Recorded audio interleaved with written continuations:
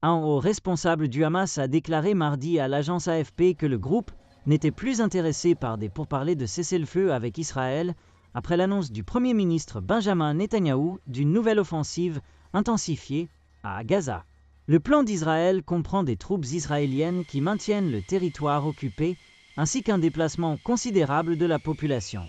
Il n'y a aucun sens à s'engager dans des négociations ou à examiner de nouvelles propositions de cessez-le-feu tant que la guerre de la faim et la guerre d'extermination se poursuivent dans la bande de Gaza, a déclaré Bassem Naïm, l'un des dirigeants du Hamas, ajoutant que le groupe souhaite que la communauté internationale exerce une pression sur le gouvernement de Netanyahou pour mettre fin aux crimes de faim, de soif et de meurtre à Gaza. Ces commentaires sont intervenus un jour après l'annonce de l'armée israélienne selon laquelle les opérations élargies à Gaza incluront le déplacement de la majorité de ses habitants.